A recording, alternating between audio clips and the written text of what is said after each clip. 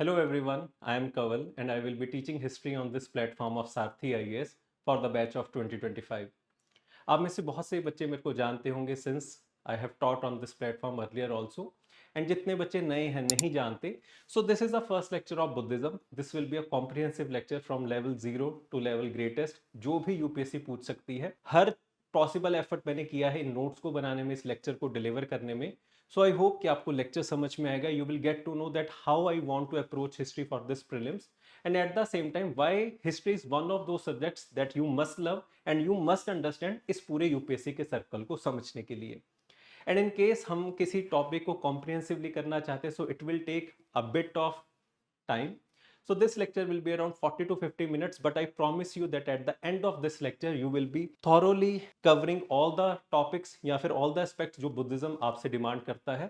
And at the same time you will have a very clear understanding कि किस तरह से बुद्धिज्म इवॉल्व हुआ है over the generations. So अगर हम सबसे पहले बुद्धिज्म की बात करें, before you start any topic you should understand that what that topic means. तो अगर हम बुद्धिज्म की बात करते हैं, you must understand that what is Buddhism. Then how does it originate, कि अगर दुनिया में कोई चीज आई है, अगर Buddhism as a religion has come into this world, then what was the reason? Because history is based upon the concept of cause and effect. Cause and effect. There must be a cause in the background in the history in the time period of 6th century BC, जब Buddhism का origination है, जिसकी वजह से effect के रूप में हमें बुद्धिज्म देखने को मिलता है. I will explain it in the later slides, but this is basically the topics that we are going to cover in Buddhism. So in case you are preparing for Jainism, this is the basic structure that you need to follow, and mostly for all the topics of history हम इसी तरह से चीजों को cover करेंगे. Sources of Buddhism, कि किन किताबों से हमें बुद्धिज्म के बारे में पता लगा, scriptures, canonical text, non canonical text, then life story of Buddha, doctrines and philosophy of Buddhism, evolution of Buddhism in with respect to councils and sects, Hinayan, Mahayan, Vajrayana. Then Buddhist art and architecture, there was a question in the year of 2023 about stupas, and then reasons for spread and decline of Buddhism. So basically these 7 topics cover each and everything that may be asked in Buddhism this year, last year or the next year. And अगर आप PYQs को देखेंगे, उनको analyse करेंगे, so all of those PYQs fit in these topics only. Now, first of all, let's understand what is the obsession of Buddhism and UPSC, because every year since the last 3 years, 2022, 23 and 24, there have been 2 questions that are asked from Buddhism. Like in the year of 24, we have 2 questions, one about Sangbhuti, who is the Indian Buddhist monk, and then about Gautam Buddha, कि उनका नाम क्या है. अगर हम 2023 की बात करें, so again we have 2 questions, one about ध्यान कथका, which was a prominent Buddhist center, and then with respect to stupas, जो अभी मैंने आपको explain किया. Then in the year of 2022, we have 2 questions, one about the sources of Buddhism, कि उनकी किताबें कौन कौन सी है, like over here, नीति प्राकरण and अवदांस्थाका are books of Buddhism, and प्रशिष्ट Parvan and तीर्थकाल महापुराणा are books of Jainism. Then in the same year 2022, again we have a question about the Buddhist monks. So आपको ये समझ आया कि अगर बुद्धिज्म में से हर साल 2 क्वेश्चन पूछे जाते हैं, so it is a very important topic and you must prepare it very holistically, and उसी पर्सपेक्टिव से ये पूरा तैयार किया गया है. In case you have covered Buddhism earlier और not, in case you will stay with me till the last of this lecture, you will be knowing each and every PYQ. And I have delivered a same lecture about Buddhism in the starting of 2023 in this on this platform only. अगर आप उसको जाके देखेंगे और 23 और 24 के questions को attempt करेंगे, so you would be knowing कि किस हिसाब से हम तैयारी करते हैं, बिकॉज मैंने पहले भी इस चीज को प्रूव किया हुआ है कि अगर हम ढंग से तैयारी करेंगे, at least we would have the confidence कि अगर मुझे ये क्वेश्चन नहीं आता तो बाकियों को भी नहीं आता होगा. एंड व्हेन आई से this, be with me till the last of the lecture, you will really feel it. So सबसे पहले what is Buddhism? Buddhism is basically one of the religions of India that originated on this land, like Vedic culture, Brahmanism, Jainism, Hinduism, Ajivika, Charvak. So one of the religions है जो हमें India में देखने को मिलते हैं, and आज के टाइम में it is one of the largest religions of the world, 4th largest. So बहुत इंपॉर्टेंट रिलीजन हमारे इंडिया में से निकला. अगेन अगर हम सबसे पहले बात करें हाउ डज इट ओरिजिनेट और व्हाई डज इट ओरिजिनेट, जैसे मैंने आपको बताया कि दुनिया में अगर कोई भी चीज हुई है, so there must be a cause and effect relation, और अगर बहुत बड़ा कोई धर्म निकला है तो उसमें भी कोई ना कोई कॉज एंड इफेक्ट रिलेशन होगा. अगर हम बुद्धिज्म के बारे में समझना चाहते हैं तो हमें सबसे पहले ये समझना पड़ेगा कि ये टाइम पीरियड कौन सा है जिसमें बुद्धिज्म ओरिजिनेट हुआ. So this is 6th century BC. Now the students who have learned ancient history, उनको पता होगा 6th century BC is the time period of Janapadas and Mahajanapadas. And apart from that इसके पहले कौन सा टाइम पीरियड था अगर हम 10th सेंचुरी बीसी की बात करें? So this was a time period of Vedic age, and more precisely this is later Vedic age. So what is later Vedic age? Where Vedas are the ultimate authority, and whatever is prescribed or written in Vedas or whatever adheres to the precepts of Vedas वो society में माना जाता है, because ये उस जमाने का culture है, अल्टीमेट अथॉरिटी। सो आई होप कि अभी तक आपको इतना आइडिया होगा अगर आपने एशियंट हिस्ट्री कवर किया। अगर नहीं कवर की तो बी विथ मी और ये मान के चलिए that 6th century BC was a time period of Janapadas and Mahajanapadas. Janapadas मतलब शहर, जन मतलब लोग, पद मतलब पैर, where most people in a group they set foot on a same place, so it leads to the formation of janpadas, and इन शहरों में से जो बड़े शहर बनेंगे महाजनपदास। इस टाइम पीरियड के पहले जो टाइम पीरियड है वो है वैदिक एज, और वैदिक एज में आपकी सोसाइटल फॉर्मेशन हुई है, पैट्रियार्की, वर्ना सिस्टम, ये सब सोसाइटी के अंदर आया है। अब इसकी वजह से क्या हुआ? वेदास की अथॉरिटी की वजह से इसमें से आया varna system during the later Vedic age in the 10th mandala of Rigveda. अगर आपको ये नहीं पता, when we will cover Vedic age, उसमें मैं ये सारा कुछ कवर करवाऊंगा। So according to varna system the whole society is divided into Brahmans, then we have Kshatriyas, then we have Vaishyas, and then we have Shudras. Now we understand this. ये ड्यूरिंग द वैदिक एज इस तरह की सोसाइटल फॉर्मेशन हुई। But when we move few centuries apart in the 6th century BC, so basically when we are moving from 10th century BC to 6th, तो ये मत समझना ये BC का टाइम पीरियड है, तो कंफ्यूज मत हो जाना। अब Vaishyas are at the 3rd position, but जब ये शहर बनने शुरू हुए तो हम ट्रेड एंड कॉमर्स की तरफ बढ़े, और ट्रेड एंड कॉमर्स कौन कौन सी कम्युनिटी कर रही है? Vaishya community. So they feel that we are not that much valued in the society. और अगर हम आज भी बात करें, अगर आपके हाथ में पैसा है, so you are valued in the society. So these people also felt that we should be valued because we are the major contributors in today's time period. जैसे अगर आज कोई इंसान एआई इंजीनियर है, so he must be valued, और अगर कोई इंसान मान लीजिए टाइपराइटिस्ट है, तो he must not be valued, but he will be valued back then in the years of 1980s और 1970s। बिकॉज अगर आप टाइम पीरियड को समझेंगे आपको पूरी कहानी समझ में आ जाएगी। सो अब सोसाइटी में एक तरह का स्ट्रक्चर था, and most of the people are not happy with the structure because they do not want that Brahmans और Kshatriya should be held at the top most position. So now these people are looking for a change. And at the same time अगर हम वैदिक society की बात करें, letter Vedic as की बात करें, सो जो रिचुअल्स का पूरा प्रोसेस है, जो रिलीजन का पूरा प्रोसेस है, that become very much complex. And now people are very much afraid of the fact that कि इन रिचुअल्स में, इन रिलीजन में जो सेक्रीफिशियल कंसेप्ट्स हैं वो बहुत ज्यादा बढ़ चुके हैं। एनिमल्स को बहुत बड़े लेवल के ऊपर सेक्रीफाइस किया जाता है। Whole of this age is characterised by agricultural economy, और एग्रीकल्चर के लिए एनिमल्स बहुत ज्यादा जरूरी है। पर वैदिक एज या पूरी वैदिक जो सोसाइटी है उसमें रिचुअल्स के नाम के ऊपर बहुत ज्यादा सेक्रीफाइसेस किए जा रहे हैं। So all those people who are engaged in agriculture economy also, they are not happy with this Vedic society. So they also want a change.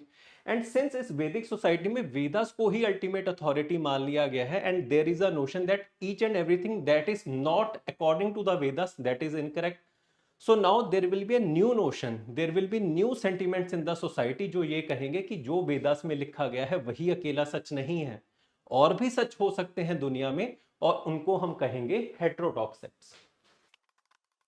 So during this time period of 6th century BC जब जमाना बदला तो हमारे पास 63 heterodox sects हमें निकल के आए कि उस जमाने में 63 स्कूल्स या 63 थॉट प्रोसेसेस एग्जिस्ट करते थे, out of which Buddhism, Jainism, Ajivika and Charvaka that we know still today, and remaining 59 we have lost with the time. और आजीविका और चार्वक की भी बात करें, इनमें से भी हमारे पास इनका कोई स्क्रिप्चर्स नहीं है, only the basic view point कि इस धर्म के अंदर क्या बताने की कोशिश की गई थी उसके बारे में हम जानते हैं। Today we are covering Buddhism, and in the next lecture we will cover Jainism. All of these sects, why we are calling them as heterodox sects? Because they are in opposition to Vedic authority, and इसी वजह से since they are advocating for a change, इनको change चाहिए। जो जब भी आप इन धर्मों को पढ़ोगे, इनमें जो सारे प्रिंसिपल्स हैं, जो आइडियाज हैं, They are in sharp contrast to the ideas of Vedas, so therefore they are heterodox sects, and whole of this movement is called as Shramana movement.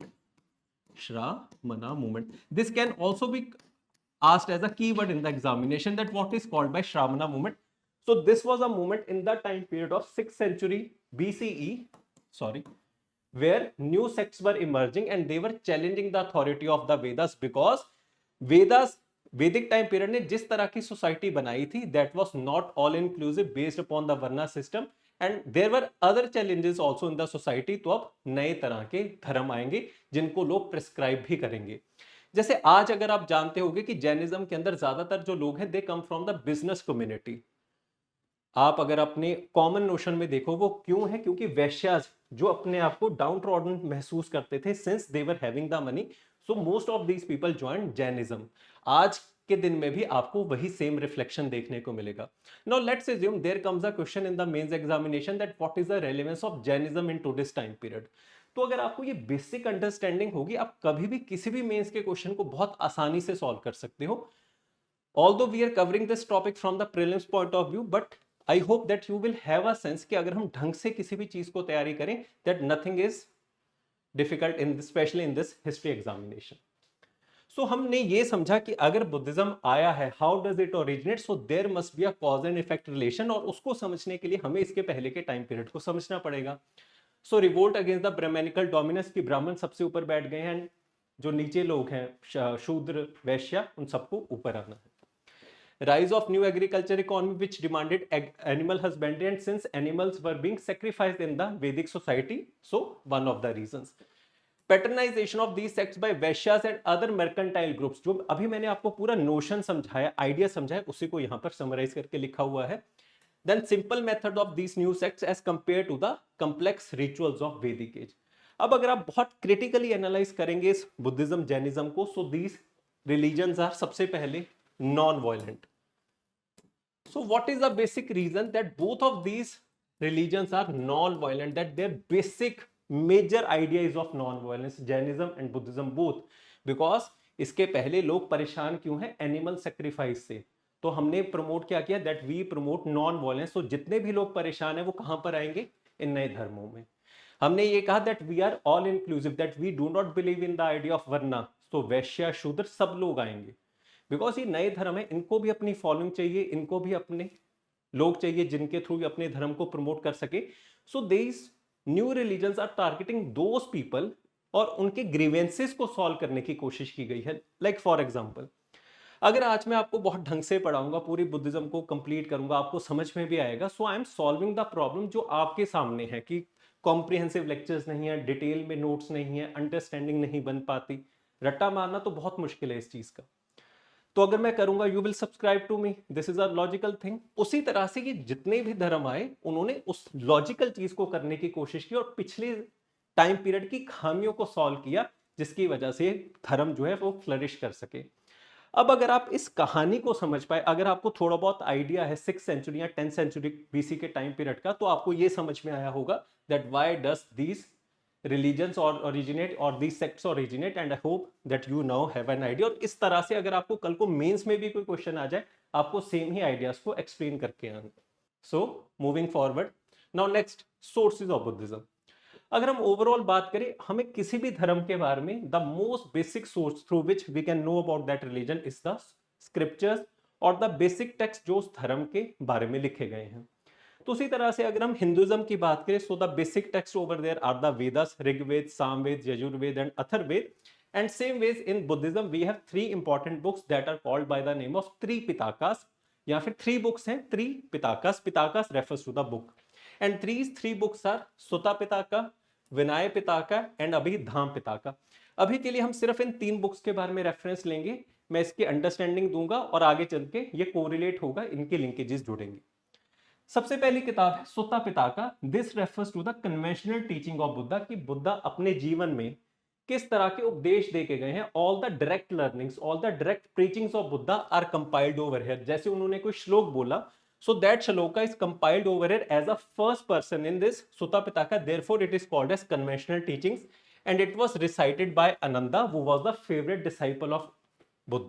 आपको ऐसे पॉइंट्स याद करने की जरूरत नहीं है, because these are factual information that is asked in SSC और banking type examination.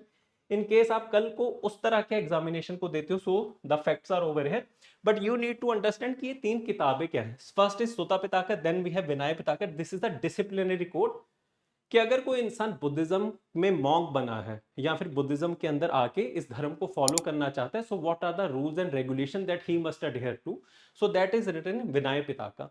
And the third book is Abhidhamma Pitaka और moral psychology.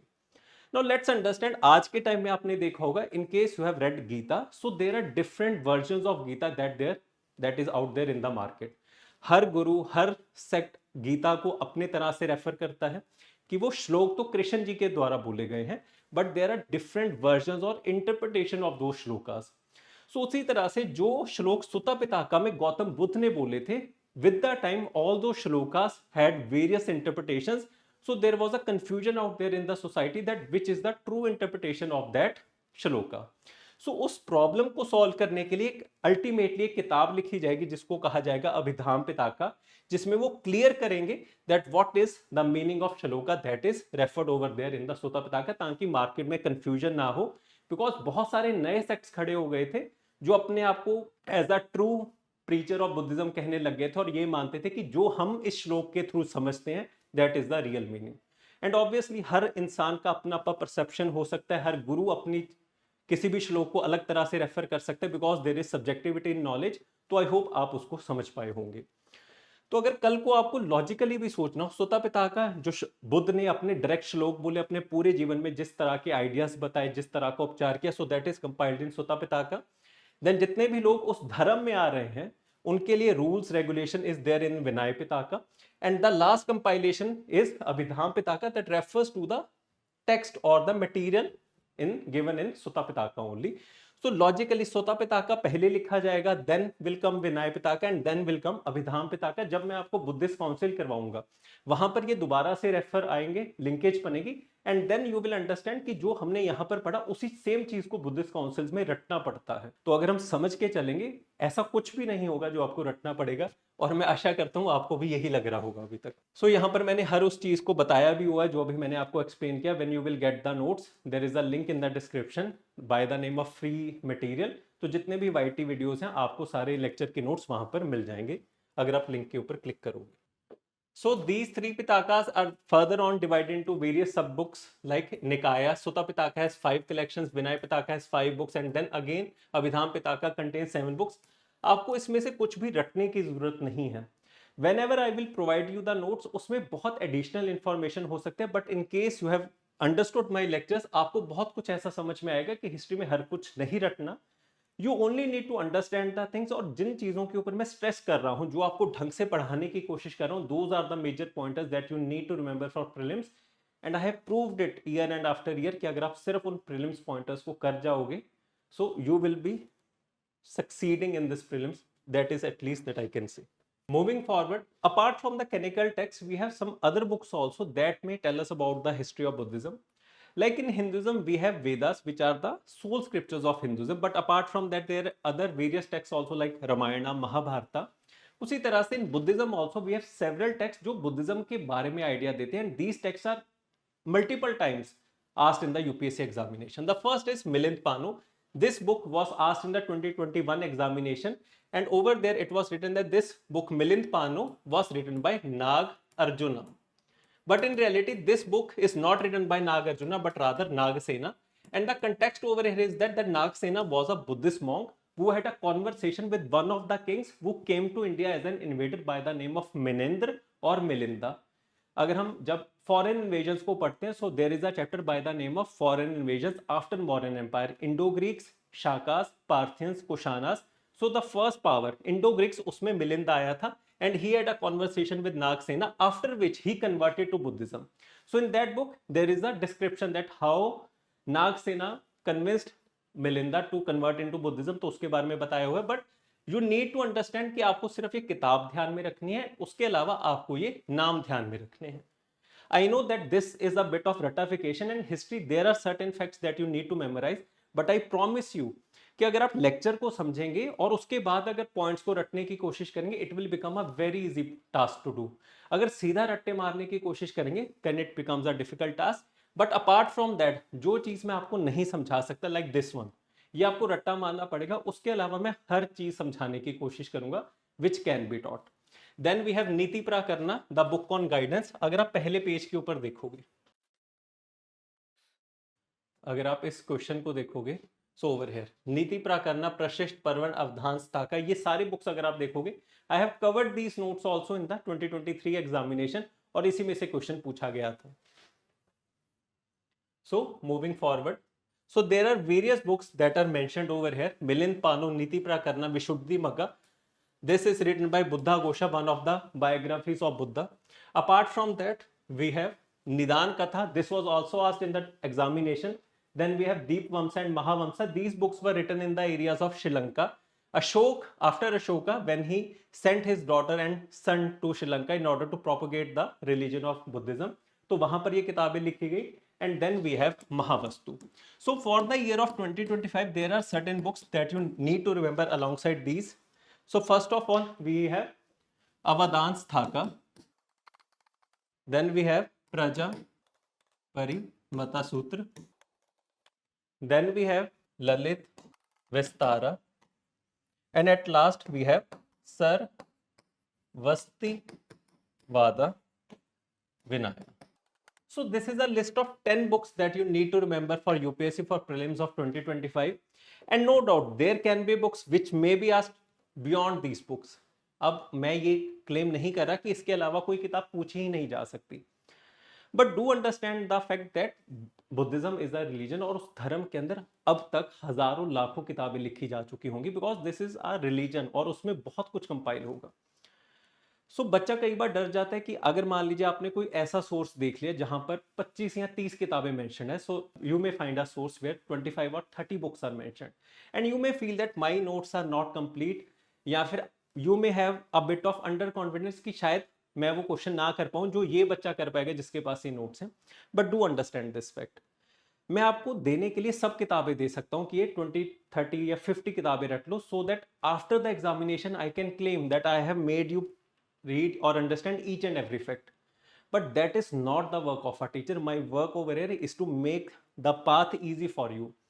And in case you trust me, in case you have seen my lecture in the year of 2023, अगर आप वो देखेंगे वही same चीज 23 और 24 में नोट्स यूजफुल रहे, तो उसी हिसाब से आप अगर ट्रस्ट करते हैं तो आप इन 6 एंड देन दीज रिमेनिंग 4 किताबों को याद कर जाइए। अगर क्वेश्चन आना हुआ, the question will be from these books, and in case a book is mentioned over there which is not in these, तो आप उसको छोड़ के आ सकते हैं। क्यों? बिकॉज जो बच्चा इतना ज्यादा कंटेंट रटने की कोशिश कर रहा है, बुद्धिज्म जैनिज्म के ही 100 किताबें रटने की कोशिश कर रहा है, he will not be able to memorise over there, and in the end there will be burden on your mind कि मैं किस तरह से इतना ज्यादा कंटेंट तैयार करूं, एंड इस वजह से बच्चा हिस्ट्री को बहुत मुश्किल सब्जेक्ट मानता है। My work over here is to simplify history and to make it more understandable and to make it more graspable. So I hope आप इसको trust करोगे, and in case you will trust, you will see the results in the year in this prelims only. So now let's talk about the story of Buddha. This same content was there in the 2023, and over here same point लिखा हुआ है that Gautam Buddha also known by the name of Shakyamuni and Tathagat. Same question 24 में दिया गया था, आप यहाँ पर देख सकते हो। So, with reference to ancient India, Gautam Buddha was generally known by which of the following epithets? Nayaputta, Shakyamuni and Tathagat. Nayaputta refers to Mahavira, the founder of Jainism, and the rest two are the names of Gautam Buddha only. So, again a very easy question. तो बहुत मुश्किल चीज नहीं है ये कि अगर हम ये सोचे कि हमारे से हो ही नहीं सकता, हम लिमिटेड इंफॉर्मेशन को कंज्यूम करेंगे एंड उस लिमिटेड इंफॉर्मेशन के थ्रू रिजल्ट निकालने की कोशिश करेंगे, and we will make sure कि अगर हमारे नोट्स में से कोई क्वेश्चन आया वो कभी भी गलत ना हो। बच्चा क्या करता है, उसको अपने नोट्स तो ढंग से नहीं पढ़ने, उसको टेंशन है कि और कोई नोट्स मार्केट में एग्जिस्ट करते हैं, मैं उसको भी कंपाइल कर लूं। The problem is not of compilation, but the problem is of revision, executing the information that you have red, and in case you will read each and everything, so it will become a problem.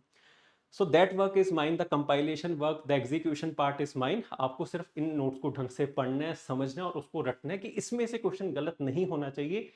अगर इतना पढ़ने के बाद इससे बाहर question आए, you will be confident that this question will not be relevant for prelims cut off, क्योंकि किसी को भी नहीं आता, वो जो इतना करके जा रहा है उसको अगर नहीं आता, तो जो बच्चा इससे डबल नोट्स करने की कोशिश कर रहा है उसको पॉसिबली लॉजिकली नहीं आ सकता।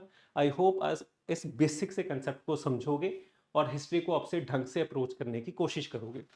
सो साथ साथ में क्वेश्चन इसलिए दिखा रहा हूं so that you can have the confidence कि हिस्ट्री अब हम करेंगे इस बार ढंग से। So life story of Buddha. The secret biography of Buddha is briefed in Sutta Pitaka and विनय पिताका की इस किताबों के अंदर बुद्ध के बारे में बताया गया है, that we have already understood. According to sources Gautam Buddha was born as a Siddharth in 563 BC at Lumbini in Nepal.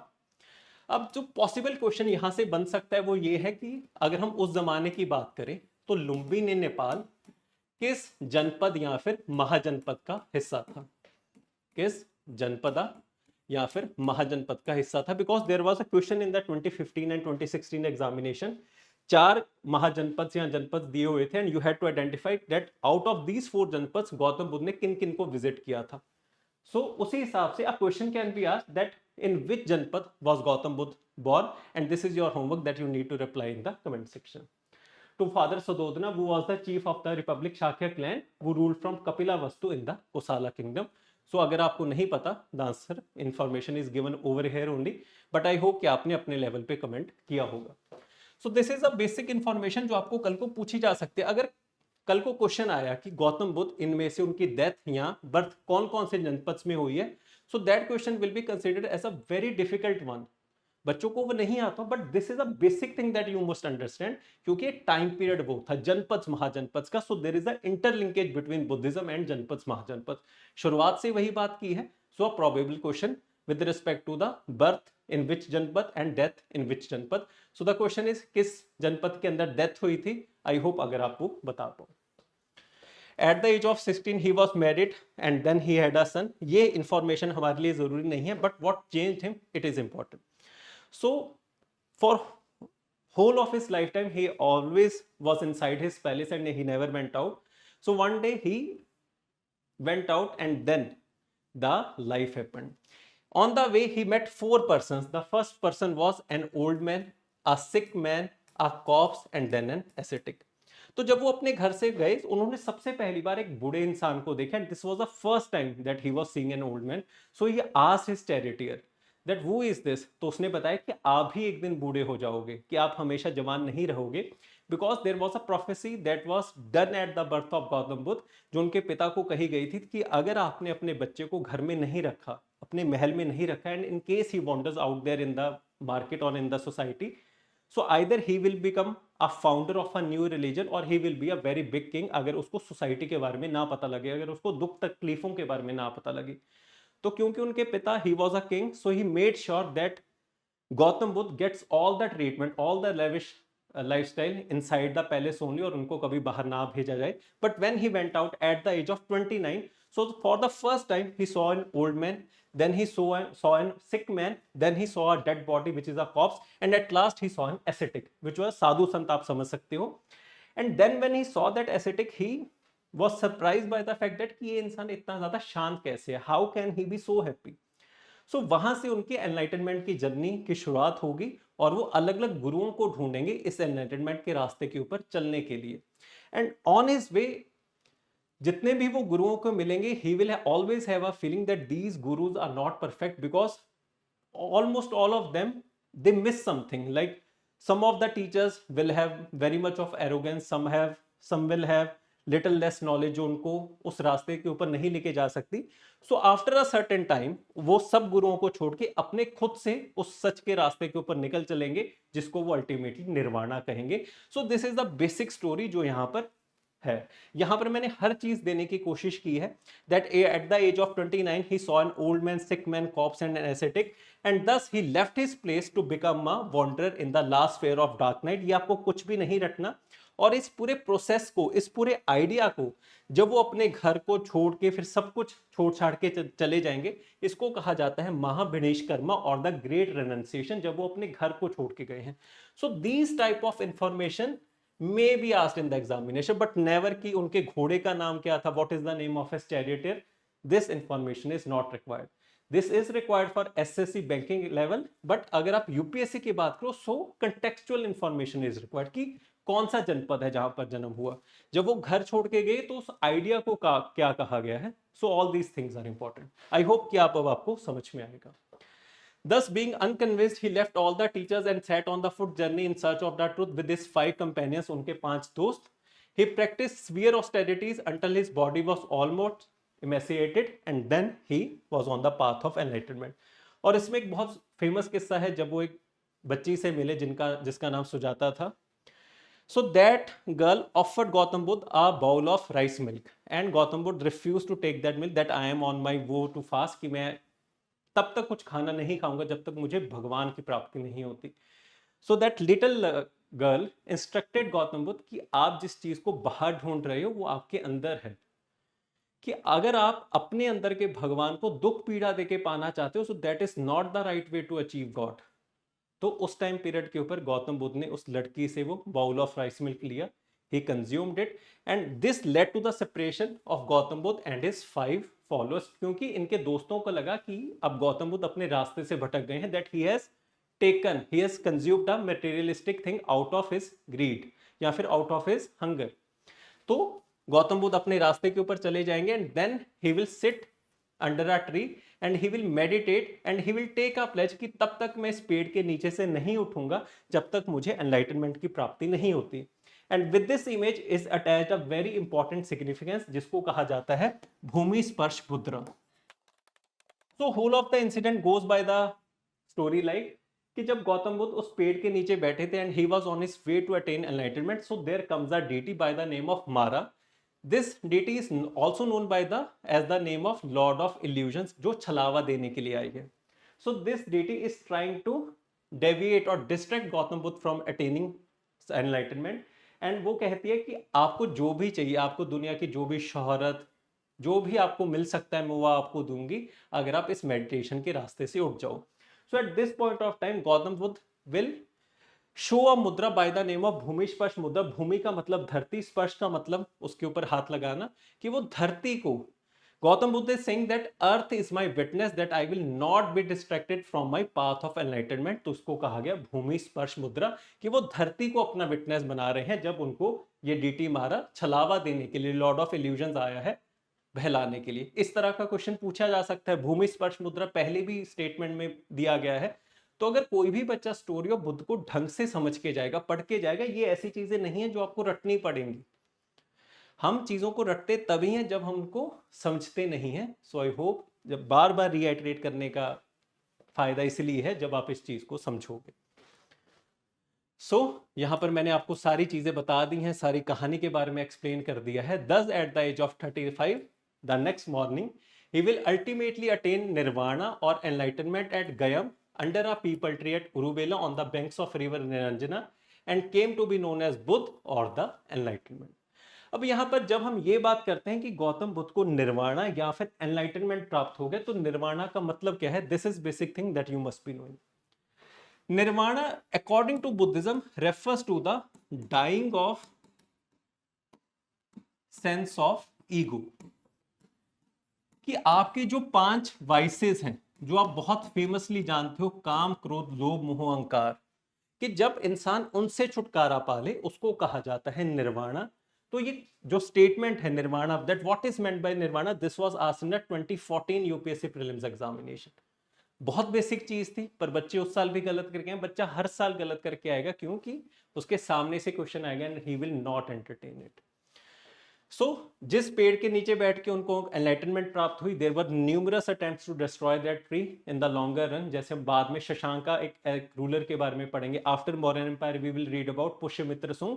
So there has been multiple attempts, उसके बारे में यहाँ पर रेफर किया गया है.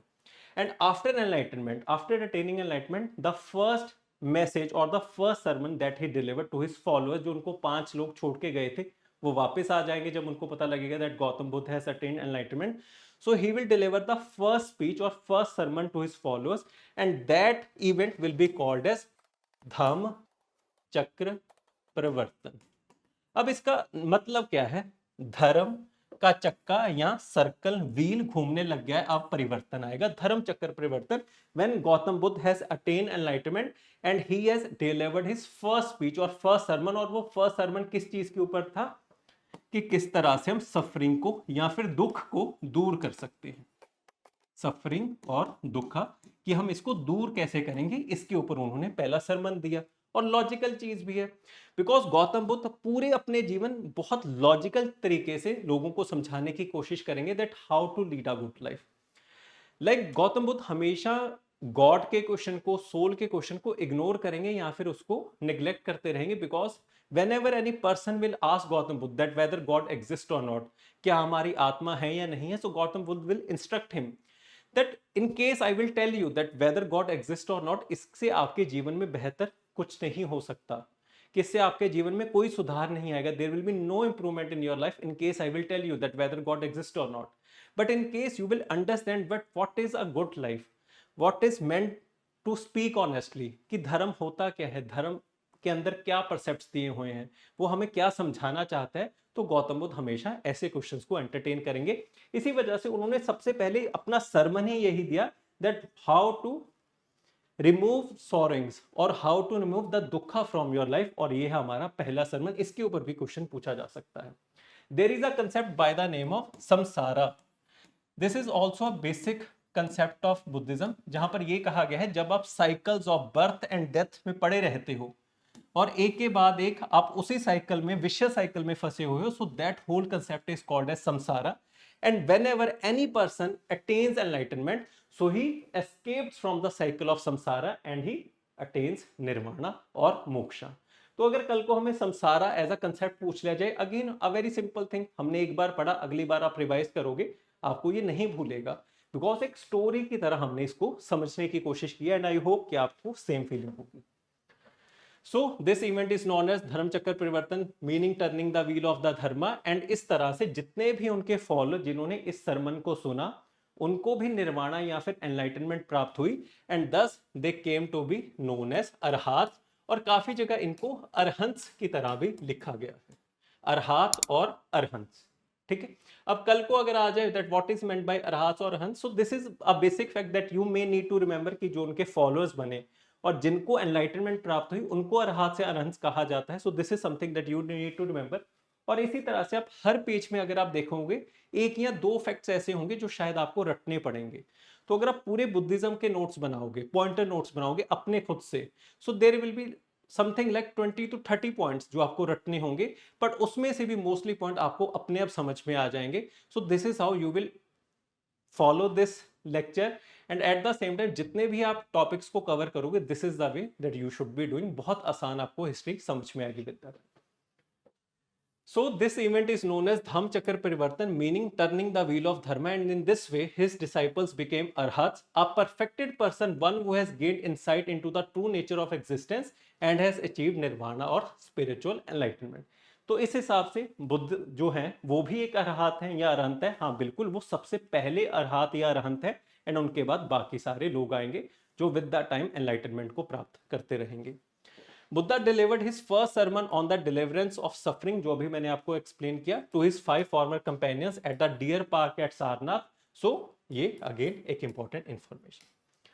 सो ओवर हियर यहां पर लिखा हुआ है that Buddha is represented in 5 forms, that lotus and bull represent the birth of Buddha, horse represent the renunciation, जो जब वो अपने घर को छोड़ के गए हैं, enlightenment is represented by Bodhi tree, जिस पेड़ के नीचे बैठ के उनको एनलाइटनमेंट प्राप्त हुई, first sermon bye Dhamma Chakra Parivartan, and footprints represent the nirvana.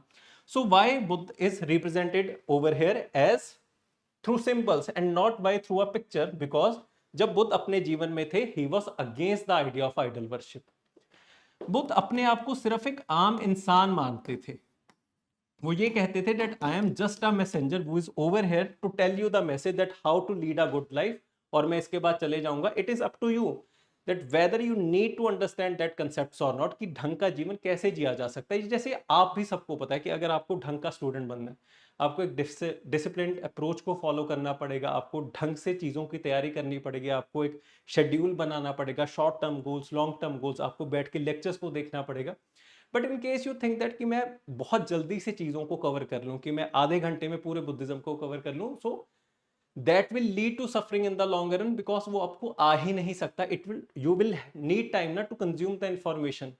So this is something जो बुद्ध ने अपने पूरे जीवन में समझाने की कोशिश की, that I am not a God, basically I am a human being, so I must not be idol worshipped, कि मेरी अब मूर्तियां बनाने लग जाओ. तो आगे चल के जो काउंसिल्स बनेगी, जब हम हीनायान की बात करेंगे, क्योंकि वो पुराने लोग हैं जो ओरिजिनल टीचिंग्स ऑफ बुद्धा को मानते थे, तो वो मूर्ति पूजन नहीं करते. पर जब विद द टाइम नए लोग आएंगे जिनको हम महायान फॉर्म ऑफ बुद्धिज्म कहेंगे, they will do idol worship. क्यों? क्योंकि यहां से चेंज शुरू हुआ है. तो अगर आप बीच बीच में चीजों को समझते रहोगे और आप इस लेक्चर को दोबारा से देखोगे, आपको ये लगेगा that this is basically a whole story of Buddhism, कि इसमें कुछ ऐसा नहीं है जो आपको रटना पड़ेगा. So that is what I mean to explain to you. So यहां पर हमने समझा कि अलग अलग फॉर्म्स है, अलग अलग तरह से बुद्धा को रिप्रेजेंट किया गया है. इसमें से क्वेश्चन पूछा जा सकता है. बट अगेन ये बहुत लॉजिकल चीज है. एनलाइटनमेंट बोधि ट्री ही रिप्रेजेंट करेगा, क्योंकि उनको उसके पेड़ के नीचे बैठ के ही एनलाइटनमेंट मिली थी. घोड़े के ऊपर बैठ के ही वो अपने घर को छोड़ के गए थे, जो मैंने आपको बताया, रिनंसिएशन, धम्म चक्कर परिवर्तन, सब आपको एक्सप्लेन किया. देन यहां पर हमने इस पूरे आइडिया को समझ लिया. Now doctrines and philosophy of Buddhism. कुछ कुछ इंपॉर्टेंट कंसेप्ट्स हैं जो आपको पता होने चाहिए, लाइक बुद्धिज्म भगवान के बारे में क्या कहता है, cycles of birth and rebirth के बारे में क्या कहता है, उसके बारे में हम जानते हैं. सबसे पहले आप ये समझे कि जब गौतम बुद्ध को ये पूछा गया कि आप बुद्धिज्म या फिर अपने थ्रू भगवान तक या फिर एनलाइटनमेंट तक पहुंचने का रास्ता बताते हैं, जैनिज्म का अलग रास्ता है, हिंदुइज्म या फिर ब्राह्मणिकल कल्चर का अलग रास्ता है, तो गौतम बुद्ध ने एक बहुत सुंदर एग्जांपल दिया था, and he gave an example of boat and a raft. He said, let's suppose that there is a river and we have a raft and we need to cross that river from one shore to the another.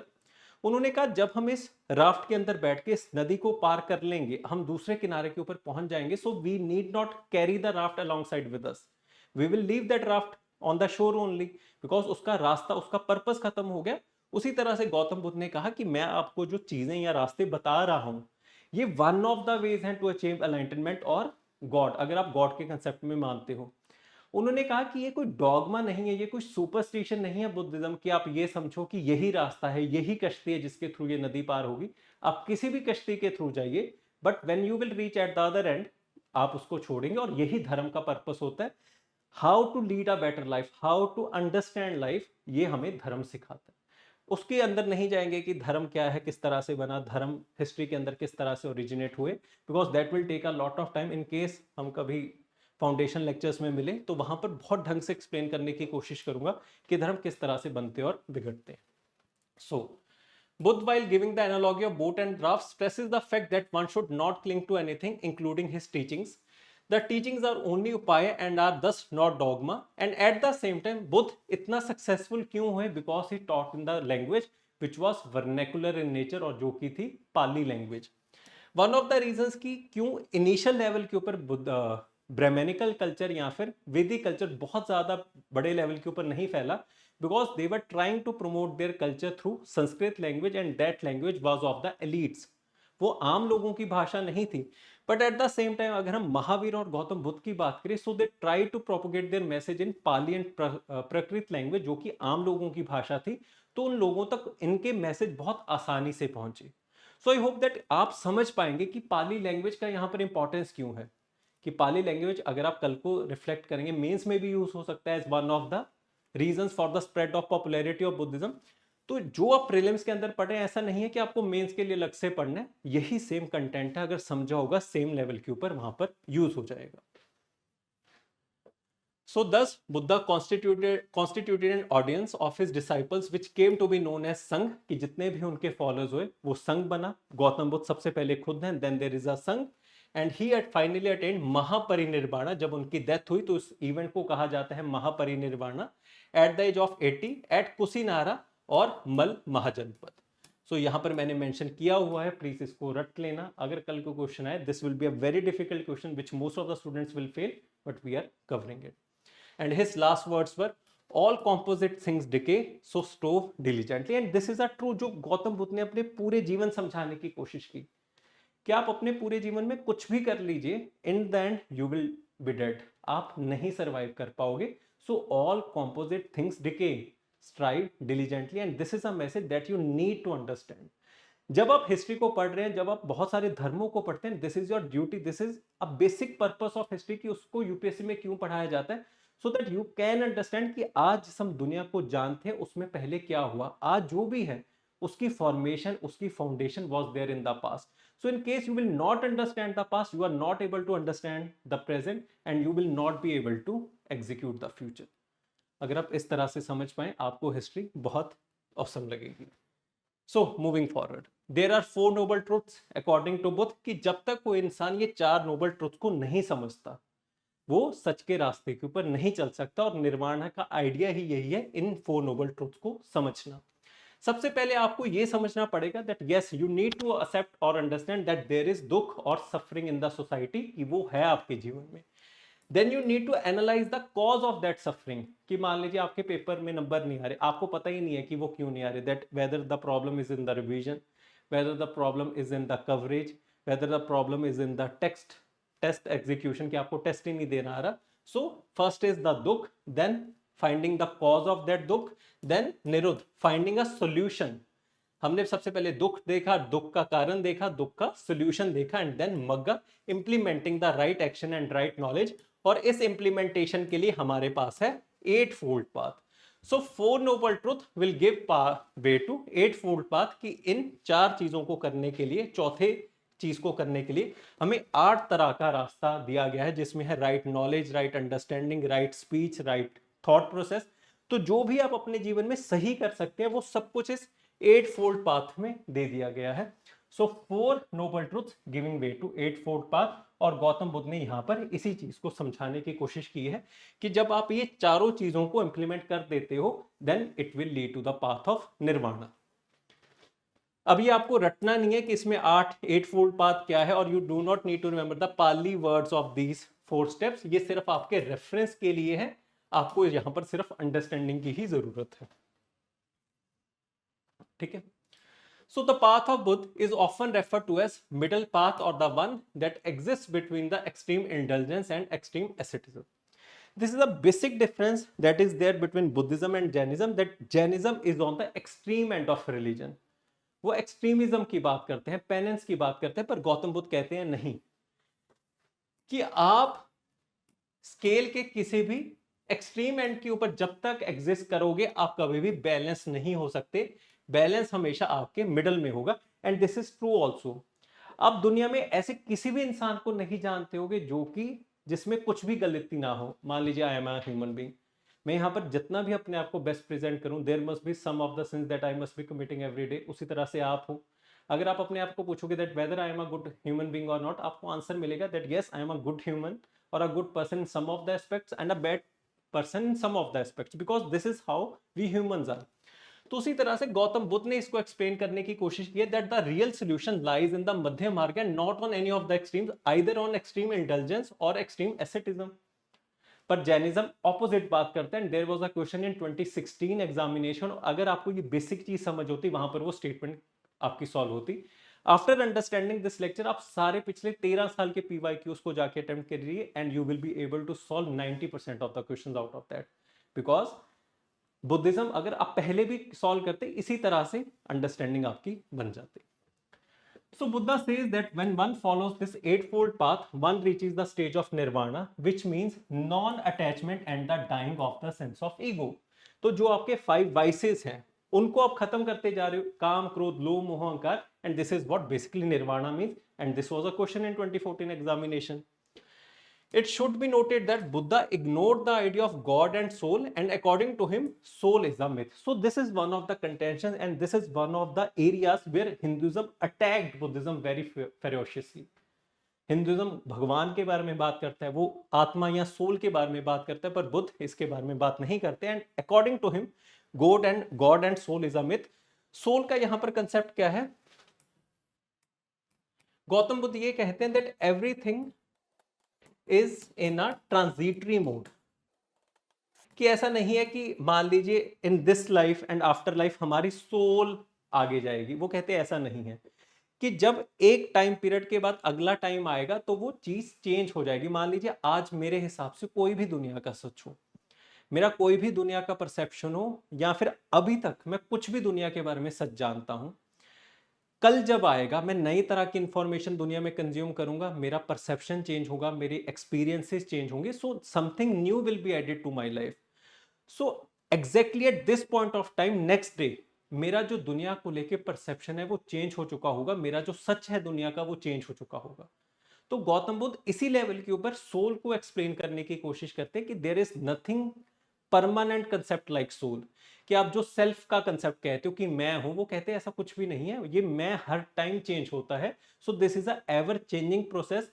और उसी तरह से when there is one life and then after life, तो soul is not transmigrating, soul तो change हो चुकी है। तो उसी आइडिया को यहां पर बताया गया है। According to him soul is a myth and he was ignoring the idea of God, जो मैंने आपको पहले बताया कि जब गौतम बुद्ध को यह पूछा गया दैट वेदर गॉड एग्जिस्ट और नॉट, गौतम बुद्ध ने कहा अगर मैं बता भी दूं आपके जीवन में क्या बेहतरी होगी।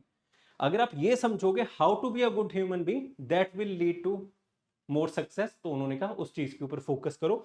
तो यहां पर हर आइडिया हर चीज समझाने की कोशिश की गई है एंड उसके साथ रेलेवेंट एक्सप्लेनेशन भी है। सो आई होप आप उसके थ्रू चीजों को समझ पाए होगे।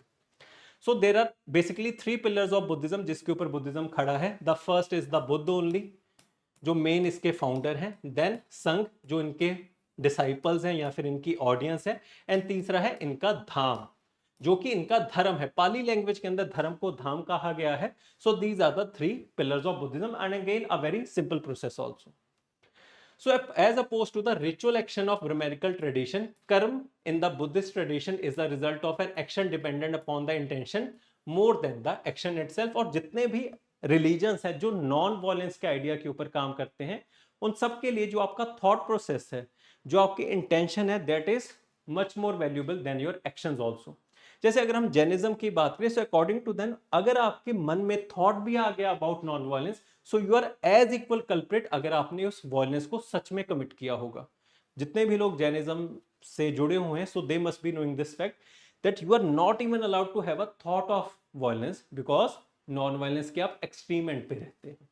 तो आई होप जब मैं आपको अलग अलग चीजों को एक्सप्लेन करने की कोशिश करूं, आपकी अंडरस्टैंडिंग बेहतर हो रही होगी और आपको बुद्धिज्म ढंग से समझ में आ रहा होगा।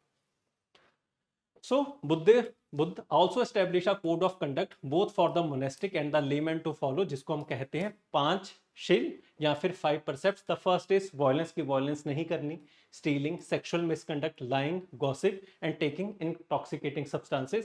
और अगर हम यहाँ पर जैनिज्म की बात करें, वहां पर भी पंचशिला है, महाव्रत हैं, पंच महाव्रत, सेम तरह के आइडियाज की बात करते हैं और ऑलमोस्ट सब धर्म ही सेम तरह के आइडियाज की बात करेंगे। तो अगर आप समझेंगे ये चीजें वो नहीं है जो आपको रटनी है, रटने के लिए और बहुत चीजें, पर बच्चा इसमें फंस के रह जाता है। So that is one thing that you must not be doing. Then Buddha considered varna based upon action and not based upon birth, thus Sangha had members from all the caste. पर ये तो जब हमने हाउ डज इट ओरिजिनेट और why does it originate की बात की थी, मैंने आपको पहले ही समझा दिया था कि अब मान लीजिए वर्ना सिस्टम की वजह से बहुत सारे लोग परेशान हैं, तो वही लोग परेशान होंगे जो डाउन ट्रॉडन है, जो थर्ड या फोर्थ लेवल के ऊपर है। नया धर्म आया, उसको नए फॉलो चाहिए, तो अपर लेवल के लोग तो आएंगे ही नहीं, जो ब्राह्मण या क्षत्रिय हैं, because they are very happy in that culture और सोसाइटी। आप अपना ट्रांजिशन या चेंज, आज भी आज के टाइम में भी वही लोग कन्वर्ट होंगे जिनको कोई फायदा दिख रहा होगा नए धर्म में, either economically, financially, societal wise, political wise, spiritual wise, किसी भी लेवल के ऊपर वो फायदा हो सकता है। तो यहां पर अगर बुद्धिज्म भी यह कहता है that we will follow the varna system, तो लोग आते ही ना। इसी वजह से Buddha consider varna based upon action, कि आपका बर्थ बेस्ड वर्ना यहां पर जरूरी नहीं है। दैट इन केस आप ब्राह्मण के घर पैदा हुए, so you will be held in the first category of Brahmins. अगर आप क्षत्रिय के बेटे हैं तो आप क्षत्रिय ही बनोगे, अगर आप वैश्य के बेटे हैं, शूद्र के बेटे हैं, तो वो कहते नहीं, rather your actions are more important, कि आपने इस जीवन में किस तरह के कर्म किए हैं, आपने किस तरह से परफॉर्म किया है। आप मान लीजिए आज आप ढंग से परफॉर्म करेंगे, आज ढंग से पढ़ेंगे, ढंग से पेपर देंगे, so there is a very high probability that you may succeed in life. अगर आप पहले ही नहीं करेंगे, so your actions are important. इसी वजह से इस पूरे मूवमेंट को श्रामणा मूवमेंट कहा गया है। इन सारे सेक्ट्स को जो इस टाइम पीरियड पे ओरिजिनेट हुए हैं, कि आप अपने श्रम से, आप अपनी मेहनत से अगर सोसाइटी में प्लेस को एक्वायर कर सकते हैं, so that is the real important thing. And therefore Buddha and Jainism also considered varna based upon action and not based upon birth, the sangha had member from all the caste. Again a very simple process and I hope कि अब तक आपको ये चीज समझ में भी आई होगी। However, there is an exception. What is an exception? That it was inclusive but not all inclusive, which means अगर मान लीजिए किसी कर्जदार को, किसी डेटर को बुद्धिज्म के अंदर ज्वाइन होना है, so he must have a permission from the person जिससे उसने उधार लिया है। In case there is a slave who wants to join Buddhism, so he must have a permission from his master. In case any soldier or any warrior wants to take a part in this Buddhism, so he needs to have a permission. So there are certain exceptions also जो कि इस Buddhism के अंदर लगाया गया है, but overall सबको allowed है। कि ऐसा नहीं है that in case there is a person who is from the Vaishya community वो नहीं ज्वाइन कर सकता, so he can join. In case anyone is Shudra he can join, but there are certain exception that you need to have permission. So, however, it was not all inclusive. There was a certain number of conditions which a joinee must adhere to, like entry of debtors was prohibited, slaves, soldiers without permission from their respective masters, it was also prohibited. Apart from that, there is a concept by the name of Pratisampada. ये एक basic सा concept है Buddhism का, which says commonly translated as dependent origination or dependent arising, which means कि दुनिया में जो भी चीज है उसका कॉज एंड इफेक्ट का रिलेशन है। जो मैंने आपको बताया था कि अगर एक बुद्धिज्म दुनिया में एग्जिस्ट करता है तो उसकी वजह से उसके लिए पहले कुछ एग्जिस्ट करना जरूरी है। जैसे इसके पहले वैदिक रिलीजन था, वैदिक रिलीजन अगर आया उसकी वजह से प्रोज एंड कॉन्स आए उस सोसाइटी के, so it led to the birth of Buddhism, Jainism.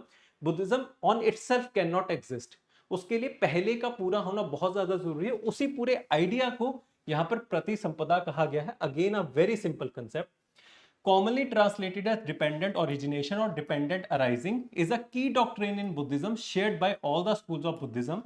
It states that all dharmas phenomena arise in dependence upon other dharmas. If this exists, that exists. If this ceases to exist, that also ceases to exist. तो interdependent origination, interdependence के ऊपर ये पूरा concept की बात होती है और यहाँ पर उसके बारे में बताया गया है। आपको सिर्फ आइडियाज क्लियर होने चाहिए कि यहाँ पर किस आइडिया के बारे में बात हो रही है, उसके अलावा आपको डिटेल में जाने की जरूरत नहीं है। Now let's talk about Buddhist councils. अभी तक हम बुद्धिज्म के बारे में, वो कहाँ से शुरू हुआ, उसका ओरिजिनेशन क्या है, बुद्ध की पूरी कहानी क्या थी, बुद्धिज्म के अंदर वेरियस डॉक्ट्रिन्स क्या हैं, four fold path, 8 noble truth, प्रतिसंपदा सूत्र, तो इस तरह की हम चीजें कवर कर चुके हैं। नाउ लेट्स टॉक अबाउट कि बुद्धिज्म के अंदर वेरियस काउंसिल्स हुए और उसके अंदर बाद में बहुत सारे स्कूल्स बने हैं। और ये बहुत बेसिक बात है कि अगर आप पूरी दुनिया में देखो किसी भी चीज की विद द टाइम डिवीजन होगी। जैसे अगर हमारे पास इंसान को जेंडर मिला, so we had a division based on male female, हमने कलर्स के हिसाब से डिवीजन की, वर्ना के हिसाब से डिवीजन की। इंसान का एक बहुत बेसिक साइकोलॉजिकल फीचर, अगर आपने मेरे से फाउंडेशन में हिस्ट्री पढ़ी है तो आप इस चीज को बहुत आसानी से समझ पाओगे। To divide is a very basic psychological feature of human beings. तो यहाँ पर जो धर्म आया है, जो आइडिया आया है, उसको भी विद द टाइम डिवाइड किया जाएगा। और इस बुद्धिज्म के अंदर आपको वेरियस स्कूल्स देखने को मिलेंगे और उसी से एक रिलेटेड टॉपिक है बुद्धिस्ट काउंसिल्स। आइए अब उसको समझते हैं। अब यहाँ पर ये समझिए कि स्टार्टिंग में हमारे पास है सिर्फ बुद्ध, और बुद्ध ने अपनी टीचिंग्स को प्रमोट किया, अपने आइडियाज को आगे इंप्लीमेंट किया, और इन टीचिंग्स के थ्रू इनकी एक ऑडियंस बनी जिनको हम कहते हैं संघ। अब बुद्ध के जो ओरिजिनल आइडियाज है, जैसे कि आइडल वर्शिप नहीं हो सकती, like he was promoting Pali language जो उस जमाने की लैंग्वेज है। उसके अलावा हम ये बात कर सकते थे he considered himself as a human being only and not as a god. पर जब विद द टाइम चीजें बदलेंगी और जो नए लोग आएंगे, जैसे गौतम बुद्ध की जब डेथ हुई होगी, there must be some of the followers who were attached to Gautam Buddha, वो उनके आइडियाज को, उनके डॉक्ट्रिन्स को उसी तरह से इंप्लीमेंट करेंगे। But after few generations you understand this by common sense of logic कि चीजें बदल जाती हैं, लोग ओरिजिनल आइडियाज को भूलने लग जाते हैं, विद द टाइम चेंजेस आते हैं। तो एक नए तरह के लोग खड़े हुए, नए तरह के सेक्ट या फिर फॉलोअर्स आए बुद्धिज्म के अंदर, जो ये कहते हैं कि हम विद द टाइम चेंज चाहते हैं, कि जिस रॉ आइडियाज या जिस ऑर्थोडॉक्स आइडियाज के थ्रू ओरिजिनली बुद्धिज्म को प्रमोट किया जा रहा था during the times of Gautam Buddha, कि वो चेंजिंग टाइम्स के साथ रेलेवेंट नहीं है and we need to change it. जैसे नए लोग कहेंगे that we will start idol worship, कि हम गौतम बुद्ध को इंसान की तरह नहीं, but rather we will worship that Gautam Buddha as a God. जब हम भगवान को मानते हैं तभी भगवान की मूर्ति बनेगी। यहाँ पर गौतम बुद्ध एक इंसान है तो उनकी मूर्तियां भी नहीं है। तो ये जो ओरिजिनल स्कूल है या फिर जो ऑर्थोडॉक्स स्कूल है बुद्धिज्म का, उसका नाम क्या आया हमारे पास है हीनायान स्कूल ऑफ बुद्धिज्म, जो बुद्ध की ओरिजिनल आइडियाज के साथ रहना चाहता था। और जो लोग विद द टाइम चेंज होना चाहते थे, they came to be known as Mahayana school of Buddhism. तो ऑब्वियसली ये जो लोग हैं, जो नए लोग आए, वो किस भाषा में अपने धर्म को प्रमोट करेंगे? They will use the local language of that time period nearly about 5th century C, जो कि बन जाएगी संस्कृत। अब संस्कृत अगर हम इस टाइम पीरियड की बात करें, लगभग 4th 5th सेंचुरी बीसी की बात करें, तो इस जमाने में जो संस्कृत है it is a language of elite. तो गौतम बुद्ध पाली लैंग्वेज में कर रहे हैं, पर जब जमाना बदला, कुछ हम 400-500 साल आगे बढ़े, तो जमाने में संस्कृत अब लोकल लैंग्वेज है, तो ये लोग कहेंगे कि हम संस्कृत के लेवल के ऊपर अपने धर्म को प्रमोट करेंगे, so that our religion can reach more and more people, and obviously this is a common sense also. तो अब यहाँ पर 2 सेक्ट्स बन चुके हैं और इन सेक्ट्स के अंदर वेरियस सब डिविजन्स होती चले जाएंगी, और इसके थ्रू एवोल्यूशन ऑफ बुद्धिज्म होगा इन द कमिंग जनरेशंस, जिसकी वजह से कुछ काउंसिल्स होंगी और बहुत सारे सेक्ट्स बनेंगे। तो अब हम उनको कवर करेंगे, बट आई डू होप कि आप इस लॉजिकल प्रोसेस को समझ पाएंगे कि ये डिवीजन हो क्यों रहे हैं, क्योंकि जो नए लोग आए वो चेंज चाहते हैं, और उसी चेंज को अगर आप समझे हो तो आपको ये समझ में आएगा कि हीनायान महायान कैसे बना। तो आइए अब इसको कवर करते हैं। So in total there are 4 councils that are held. इसकी जो लॉजिकल एक्सप्लेनेशन है अभी जाके दूंगा, पर जो आपको चीजें रटनी है कि इनके पैटर्न कौन से राजाओं के द्वारा ये काउंसिल्स करवाई गई थी। दीज काउंसिल्स आर बेसिकली, आप एक तरह की असेंबली समझ सकते हो कि सब उन लोगों को बुलाया गया, वो are prominent figures of that religion, that during the first Buddhist council की there is an invitation sent to all the prominent Buddhist monks कि आप आइए, हमें कुछ चीजें को डिस्कस करना है ताकि हम धर्म को एक स्ट्रक्चर में डाल सकें, ताकि उसमें एक्सप्लॉयटेशन ना हो। सो देयर आर 4 रूलर्स जिन्होंने 4 बुद्धिस्ट काउंसिल्स को पैटर्नेज दी। देयर इज अ वेन्यू जहां पर ये किया गया था, place, and then there is a chairman, one from the Buddhist monk, जो उस पूरी काउंसिल को, असेंबली को प्रिसाइड करेगा, and then there is a year. Apart from year, the 3 things that you need to remember are the pattern, venue and chairman. तो आइए अब आगे चल के डिस्कस करते हैं। सबसे पहले first Buddhist council.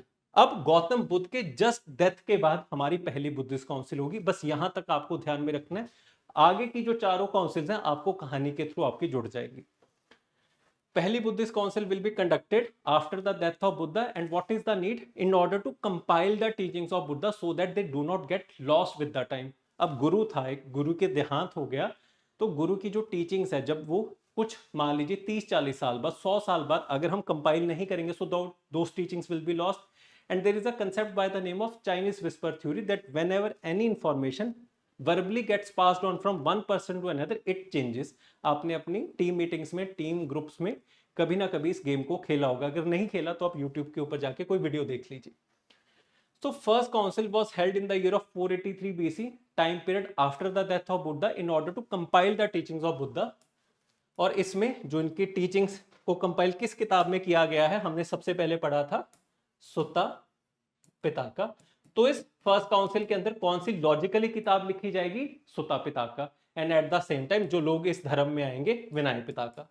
So the 3 most important books, उसमें से जो पहली 2 किताबें हैं, those are written during the first council only. Logical चीज क्या है? गौतम बुद्ध का भी देहांत हुआ है, led to the formation of Vinaya Pitaka and Sutta Pitaka. And obviously अब लोगों के द्वारा ये बोला जाएगा कि उन्होंने क्या श्लोक बोले थे। सो दिस सुता पिताका वाज रिसाइटेड बाय आनंदा, इसी वजह से वहां पर कहा गया है रिसाइटेड, कि उन्होंने बताया कि क्या क्या उन्होंने कहा था। देन अब 100 साल के बाद कुछ चीजें चेंज हो गई, अब नए लोग आ गए हैं। Now they want a change in the religion, they do not want to stick to the old idea, जिसके थ्रू बुद्ध अपने आइडियाज को प्रोपेगेट करते थे, जैसे पाली लैंग्वेज, कि मैं इंसान भगवान नहीं हूं। अब नए लोग चाहते हैं हम उनको मूर्ति बना के पूजें, क्योंकि वो भगवान है। तो जो लोग पुराने सिस्टम से चलना चाहेंगे उनको कहा जाएगा हीनायान, जो लोग नए सिस्टम से चलना चाहेंगे उनको कहा जाएगा महायान। अब ये सारा वही डेवलपमेंट होगा। इसी वजह से तीसरी किताब लिखी जाएगी जिसको कहा गया अभिधाम पिता, क्योंकि हर इंसान अपनी तरह से उन आइडियाज को समझना चाहता है। तो मार्केट में कंफ्यूजन है कि कौन से आइडियाज सही हैं, तो अभिधाम पिता का आगे चल के लिखा जाएगा। आई होप आप इस स्टोरी को कनेक्ट कर पा रहे हो कि किस तरह से चीजें हुई हैं। अब सेकंड काउंसिल, अगले 100 साल में डिबेट्स हो चुकी हैं, कंफ्यूजन हो चुका है। To settle the debate on certain practices among Buddhist monks, led to the division of Buddhism into various sects like Stharvavadins and Mahasanghikas। अभी के लिए आपको ये रटना नहीं है कि Stharvavadins क्या है, Mahasanghikas क्या है, उसके लिए I have a better solution. आपको सिर्फ ये आइडिया समझ में होना चाहिए कि यहाँ पर हो क्या रहा है। तो यहाँ पर डिवीजन होनी शुरू हो चुकी है दो सेक्ट्स के अंदर। The group which remain stuck to the original spirit and teachings of Buddha, उनको कहा गया थेरावाद, जिसमें से हीनायान निकलेगा। एंड द सेकेंड कम्युनिटी जो चेंज होना चाहती थी, उनको महायान या फिर महासंघिकास कहा गया। ये हुआ सब कुछ सेकेंड काउंसिल के अंदर। अब डिवीजन होनी शुरू हुई है, यहाँ पर डिवीजन नहीं हुई। अलग अलग स्कूल्स हैं पर अभी कुछ कॉन्क्रीट नहीं है कि हम अलग जाएंगे। अब थर्ड काउंसिल लगभग 80 ईयर्स के बाद अब थर्ड काउंसिल होगी। And the objective was to purify the Buddhist movement from opportunistic faction. This is the logical phenomena कि जब मार्केट में कंफ्यूजन है तो बहुत सारे लोग ऐसे आएंगे जो इसका फायदा उठाना चाहेंगे। तो अब थर्ड काउंसिल होगी जहां पर पर्पस क्या है, टू सेटल द डिबेट, ताकि ऑपर्चुनिस्टिक फैक्शन इसका फायदा ना उठा सकें। तो यहां पर होगा ओरिजिन ऑफ थेरावादा स्कूल, और यहां पर फिर अभिधाम पिताका को कंपाइल किया जाएगा थर्ड बुद्धिस्ट काउंसिल के अंदर, ताकि कंफ्यूजन को सेटल किया जा सके और ये बताया जा सके कि जब विनय सुत्ता पिताका के अंदर अगर कोई श्लोक है, अगर हीनायान और महायान अपनी तरह से इसको समझने की कोशिश करते हैं तो सबको बुलाया गया और कहा हम बैठ के डिस्कशन करेंगे कि इसका मतलब क्या होगा, और सबकी सहमति से जो डिस्कशन में निकला, so that was compiled in Abhidhamma Pitaka. I hope कि आप समझ पाए होंगे, this is a logical process. And at the same time Buddhist missionaries were sent to other countries, and this third council was held under the patronage of Ashok. तो आप ये समझो कि अशोक किस तरह से बुद्धिज्म को प्रमोट करता था। So he promoted Buddhism the old वे।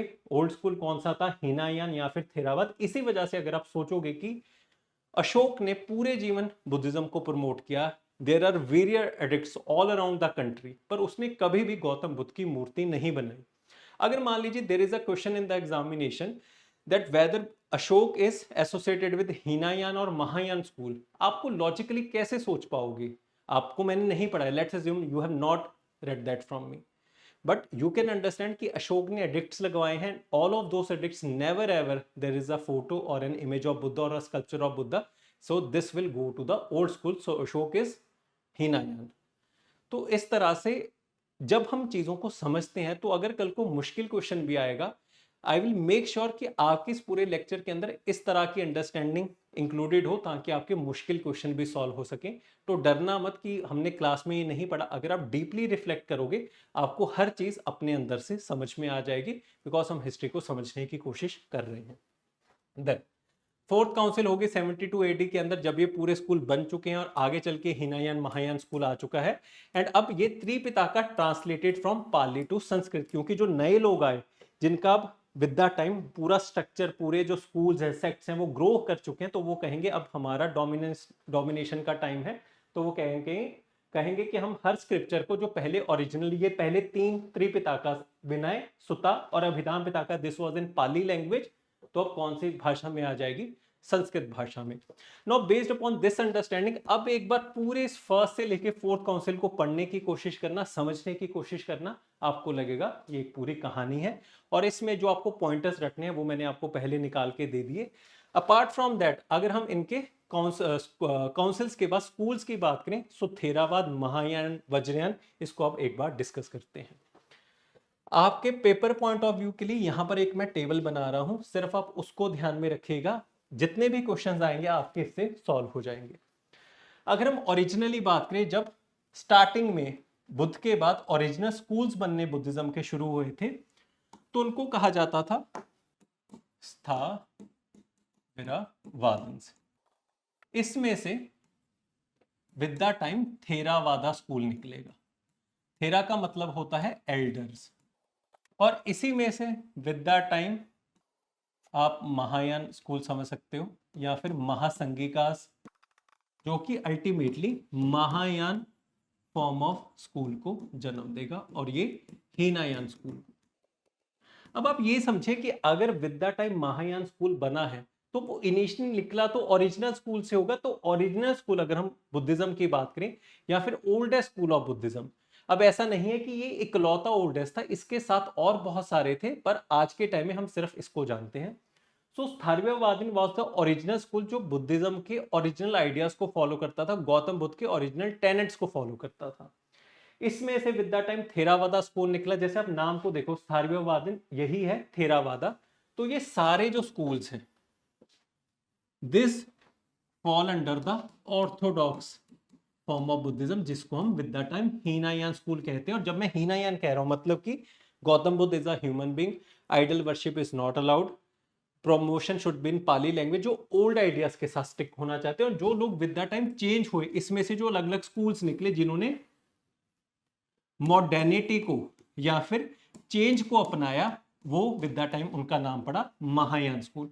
तो महायान जो शब्द है वो सारे न्यू आइडियाज को रिप्रेजेंट करता है। हीनायान जो शब्द है जो सारे स्कूल्स ऑर्थोडॉक्स फीचर्स को दिखाते हैं वो है।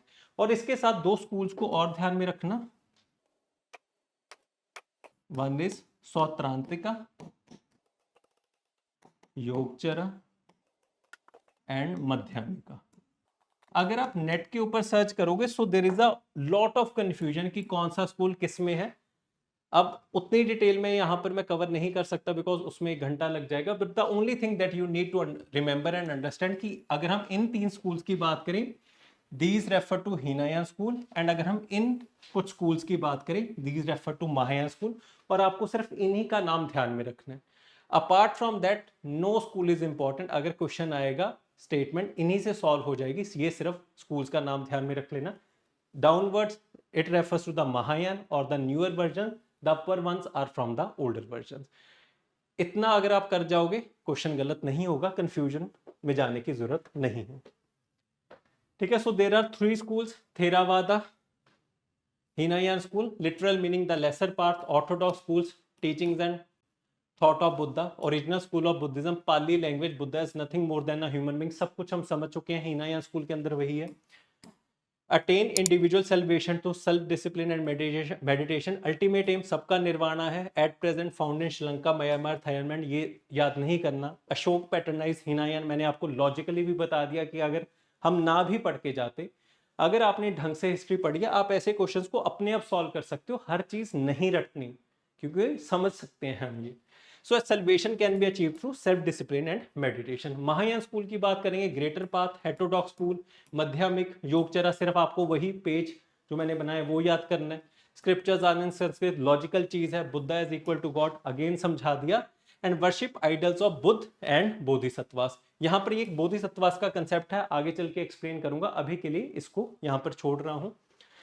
believes in the universal liberation from suffering of all living beings, और यही सेम कंसेप्ट बोधिसत्वास का कंसेप्ट है, आगे चल के एक्सप्लेन होगा, बाकी हम अभी के लिए डिस्कस करते हैं। At present practice in Japan, China, Mahayana Buddhism. तो अगर हम कनिष्क की बात करें, अगर आप कनिष्क के बारे में जानते हो, कुशानास में से जो किंग आएगा, तो वो अपने टाइम पीरियड में स्कल्पचर्स को बनाएगा, बुद्ध के स्कल्पचर्स को। जैसे अब गंधारा स्कूल ऑफ आर्ट की बात करते हैं, so that was patronized by Kanishka. तो वो किस धर्म को बिलोंग करता था? महायान बुद्धिज्म, क्योंकि मूर्तियां बन रही हैं। अगर वो हीनायान को कर रहा था तो मूर्तियां ना बनती। बेसिक अंडरस्टैंडिंग, पर पेपर में बच्चा फंस जाएगा क्योंकि वो इस तरह से समझ के नहीं जाएगा। सो आई होप आपको समझ में आ रहा होगा। यहां पर हमारे पास है, and then we have Vajrayana school. Although it is not important from UPSC point of view, but you should know that कि अगर हम आज के टाइम में दलाई लामा की बात करें, सो दलाई लामा में दलाई लामा जो है that refers to guru and he comes from the Vajrayana school of Buddhism only. So ये चीज ध्यान में रखना। अपार्ट फ्रॉम दैट आप सबके लिए एक ट्रिकी क्वेश्चन है, आज के टाइम में बहुत फेमस है, विपासना फॉर्म ऑफ मेडिटेशन। तो अगर हम विपासना की बात करें तो ये कौन से स्कूल को बिलोंग करता है? हीनायान, महायान या फिर वज्रयान? ऑल्दो आपके लिए आसान कर देता हूं, it is either from Hinayana, Mahayana. अगर आपने कभी विपासना मेडिटेशन की है, लॉजिकली सोचने की कोशिश करना, the answer is in front of you, किन दोनों में से कौन सा होगा। तो यहाँ पर स्कूल्स ऑफ बुद्धिज्म है, इस तरह के बहुत सारे आपको फ्लो चार्ट्स नेट के ऊपर मिलेंगे। जैसे यहाँ पर महासंगिका इसमें दिया हुआ है, but rather it is of Mahayana. तो ऐसे स्कूल्स को याद ना करना, जो मैंने आपको पहले बना के दिया है, that is only one thing that you need to remember. So Bodhisattvas की कंसेप्ट की बात करेंगे। बोधिसत्वा के अगर आप कंसेप्ट को देखोगे, it was asked in 2015, 2016 and then 2018। 3 साल सेम क्वेश्चन पूछा गया था बोधिसत्वास के ऊपर। Now this concept of bodhisattva is central to all the forms of Buddhism, Hinayan, Mahayan, Vajrayan, पर महायान फॉर्म ऑफ बुद्धिज्म के अंदर ये बहुत इंपॉर्टेंट कंसेप्ट है। पूरा महायान बोधिसत्वास को सेंट्रिक मानता है। बोधिसत्वास उस तरह के लोगों को रेफर किया जाता है वो have attained all the perfection that are required to achieve enlightenment. Buddhism के अंदर 10 परफेक्शंस की बात की गई है कि अगर आप इन 10 परफेक्शन जिनको कहा जाता है पारामिताज, और ये पारामिताज एज अ कीवर्ड यूपीएससी में पहले पूछा गया है। अब अगर कोई लॉजिकली इंसान पेपर देने जाएगा उसको लगेगा कि कितना मुश्किल क्वेश्चन बुद्धिज्म में से पूछ ले पारामिताज, कि ये 10 परफेक्शन जो एक बोधिसत्वा अटेन कर सकता है। पर Bodhisattva is a very important concept of Buddhism, Mahayana खड़ा ही इसके ऊपर है, तो आपको ये पता होना चाहिए था। तो ऐसा क्वेश्चन नहीं है जो ऑल ऑफ अ सडन पूछ लिया गया। अगर कोई ढंग से टीचर आपको तैयार करवाएगा, he will instruct you that what are Bodhisattvas. So Bodhisattvas ऐसे लोगों को रेफर किया जाता है वो हैव द पोटेंशियल, वो have all the learnings to reach that stage of Nirvana और एनलाइटनमेंट, पर उन्होंने अपने आप को जानबूझकर रोक के रखा है so as to help others, तो इनको कहा जाता है बोधिसत्वास। इस बेसिक अंडरस्टैंडिंग के साथ आप पीवाईक्यूज को सॉल्व करने की कोशिश करेगा, आपके वो सब सॉल्व हो जाएंगे, बस इतनी अंडरस्टैंडिंग की जरूरत थी। तो जो 10 परफेक्शन चाहिए होती हैं उनको कहा जाता है पारामिताज, और मैंने आपको पूरा आइडिया एक्सप्लेन कर दिया। और गौतम बुद्ध की जो 10 परफेक्शंस हैं उन सब के लिए आपको अलग अलग तरह के बोधिसत्वास देखने को मिलेंगे। जैसे एक बोधिसत्व है मैत्रेय, कि जो अगले गौतम बुद्ध आएंगे उस बोधिसत्वा को कहा गया है मैत्रेय। ये क्वेश्चन 2017 के यूपीएससी एग्जामिनेशन में पूछा गया था, that what is the name of future Buddha, तो वो है मैत्रेय। उसी तरह से जैसे इस जमाने में, जिस जमाने में हम रहते हैं या फिर जिस दुनिया में हम रहते हैं उसमें बुद्धिज्म को कौन लेके आया, गौतम बुद्ध। इसके बाद फ्यूचर बुद्धा कौन है, मैत्रेय। और उसी तरह से अगर हम प्रीवियस बुद्धा की बात करें, वो क्वेश्चन पॉसिबली पूछा जा सकता है, तो the name of previous Buddha is Dipankara या फिर कश्यपा। ये दोनों नाम आप ध्यान में रखोगे। तो इस तरह के बहुत सारे बोधिसत्वास हैं, उन सब की डिटेल यहां पर मैंने दी हुई है, like the Bodhisattva of Avalokiteshvara. Then there are different various Bodhisattvas, इसमें से जो मैं आपके लिए स्टार मार्क कर रहा हूं आपको सिर्फ वही ध्यान में रखने। But again this concept is very important, इसको आप ढंग से ध्यान में करके जाइएगा, because 3 times a question has been asked 3 years में, ये आपको देखने को मिलेगा। अगर हम बुद्धिस्ट आर्किटेक्चर की बात करें तो उसमें हम स्तूपास की बात कर सकते हैं, वेरियस केव्स की बात कर सकते हैं, बहुत सारे डोमेन्स हैं। सो ये जितना भी आर्किटेक्चर का पूरा सिलेबस है that will B compiled in a separate lecture bye the name of architecture of India. वो एक डिटेल में 2-3 घंटे का लेक्चर होगा जहां पर हर चीज मैं करवाने की कोशिश करूंगा। सो अपार्ट फ्रॉम दैट जितनी भी बुद्धिस्ट यूनिवर्सिटीज बनी है, नालंदा के बारे में स्पेशल रेफरेंस है because it is a UNESCO world heritage site, अभी पिछले 1 साल में बहुत न्यूज में थी। तो हम जब गुप्ता एज को करेंगे तब भी डिटेल में कवर करेंगे because it was founded by Kumara Gupta. And apart from that जितनी भी यूनिवर्सिटीज बुद्धिज्म के रिलेटेड है उनकी डिटेल मैंने यहाँ पर दी है, उनकी पैटर्नेज की बात की है। कल को कोई क्रोनोलॉजिकल सीक्वेंस में आ जाए तब भी आपको थोड़ा बहुत आइडिया हो। So each and everything I have tried to provide it. Apart from that reasons for spread and decline of Buddhism, this will be your homework कि आप ये अपने लेवल के ऊपर एक बार पढ़ोगे। And in the end there are mudras in Buddhism, जिसको मैंने बीच बीच में एक्सप्लेन किया, लाइक वी हैव भूमि स्पर्श मुद्रा जो मैंने आपको एक्सप्लेन किया था, touching the earth so that कि वो विटनेस है कि मैं अपने रास्ते से नहीं हटूंगा। सिर्फ 3 मुद्रास को आपको ध्यान में रखना है, जो ये सिंबल्स ध्यान में नहीं रखने दैट कि उस दौरान कौन से सिंबल को बनाया जाता है, आपको सिर्फ आइडिया ध्यान में रखना है। No doubt there are various mudras, but there are only 3 that you need to remember. So, apart from that, there are various terms जो यूपीएससी ने पहले पूछे और दोबारा से पूछे जा सकते हैं। Like the first one is उपसंपदा। जब भी कोई ले फॉलोअर बुद्धिज्म के अंदर आता है उसको एक तरह से उस धर्म के अंदर लाया जाता है, ले फॉलोअर है, नोवाइस है, उसको इनऑर्डिनेट किया गया है, तो उस आइडिया को, उस इवेंट को कहा गया है उपसंपदा। Then we have a keyword by the name of पावना। अगर हम गौतम बुद्ध की बात करें, so he used to travel throughout his life and वो कभी भी एक जगह के ऊपर नहीं रहते थे। He used to wander and he used to propagate his ideas. But in India we have monsoons.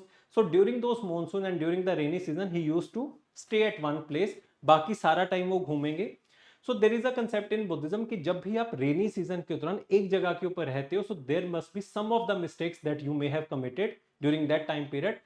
And during the end of that month you must come before the audience, जो सारे Buddhist monk and you must confess your sins जो आपने उस पूरे time period में किए हैं जब आप एक ही जगह के ऊपर रहे थे, and that idea is called as pavana. बहुत सिंपल प्रोसेस है, आइडियाज अगर क्लियर रह जाएंगे तो अपने आप चीजें हो जाएंगी।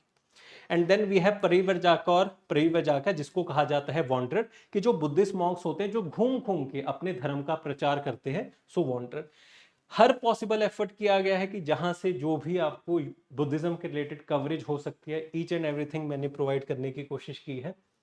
एंड आई होप कि आपको ये बुद्धिज्म का लेक्चर समझ में आया होगा। उसके अलावा apart from that, this is all the information that I wanted to provide to you. अगर कुछ अपडेट्स होंगे till the last of prelims, उस टाइम तक वो मैं आपको प्रोवाइड कर दूंगा। बट आई होप कि आपको ये पूरा बुद्धिज्म समझ में आया होगा। आप PYQs को अटेम्प्ट करेंगे, वो आपसे सॉल्व होंगे, एंड इस पूरे लेक्चर को एक बार लॉजिकली समझने की कोशिश करिएगा, आपको बुद्धिज्म और उसी तरह से पूरी हिस्ट्री बहुत आसान लगेगी। This was an honest effort. और यहाँ पर ये समझिए कि अब क्या यही बुद्धिज्म है? नहीं, बुद्धिज्म धर्म बहुत बड़ा होता है, उसको कवर कर पाना बहुत मुश्किल है, पर हमें यूपीएससी के लिए कवर करना है। और अगर इस तरह से हम कवर करेंगे, we will have a very strong chance to defeat all the other people जो ढंग से नहीं पढ़ के जा रहे। और इतना पढ़ने के बाद अगर हमें क्वेश्चन नहीं आता, सो बहुत बड़ी प्रोबेबिलिटी है कि बाकियों को भी नहीं आएगा। सो आई होप आप इन सारी चीज़ों को ध्यान में रखेंगे, आप अपने रिव्यूज देंगे that whether you like this video और नॉट।